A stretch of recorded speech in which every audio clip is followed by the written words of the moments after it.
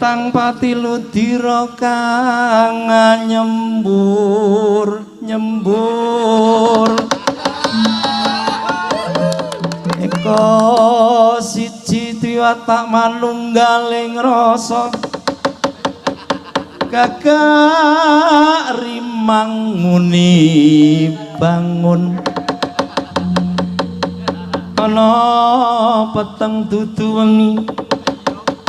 ana padang dudu rina petenge ngantaka padang ing lala kok mandeg ngopo Dimas Wisanggeni Kakang Gatotkaca waspadakno kae kang mlaku ana ing tengah alas kae waspadakno opo aku ora weruh wah jan aku nek aku kacamata ora iso weruh adoh ya tak kandhani kae ana lakune wujude wa Prabu Bathara Kresna sijine lho ora sah guyu elek sijine wujud kowe Kakang Gatotkaca edian sik ning oh tejane tak delok kok teja mblegudu karepe Dimas Wisanggeni piye ya mbok menawa pancen ana kae yang Durna gawe kapitunan ning negara Ngamarta karepe Dimas piye malah kebeneran Eyang Durna ngoncati negara Ngastina kamangka awake dhewe bakal tumuju negara Ngastina saiki ade salin wujud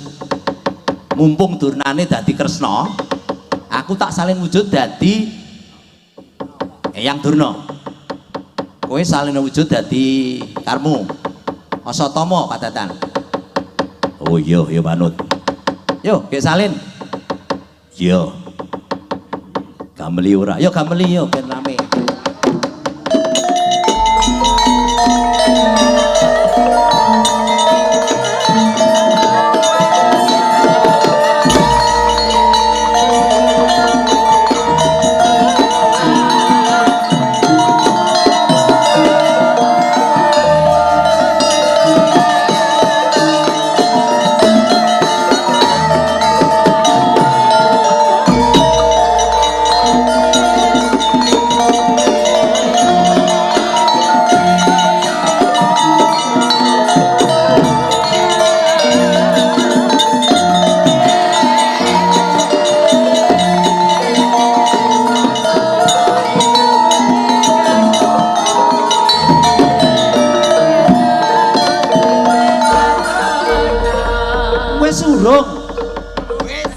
salin wis suwe banget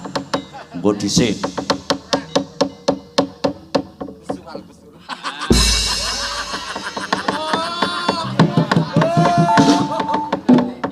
wong edan Kakang Gatotkaca ki takon nek arep melu aku ki ya maliya dadi Asatama mlawan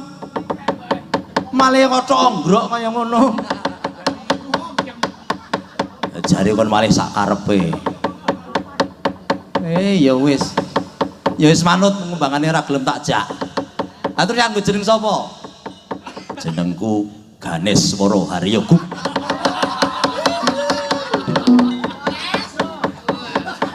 persis saiki bocah pancen gedhi kaya aku mergo pancen nembe menyusui alah ya wis sak karepmu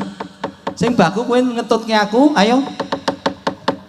samongso-mongso Wayu Tejamaya tumurun ana negara Ngastina bisa kecekel nang tangane awake dhewe yo ayo tak dhewe iki Dimas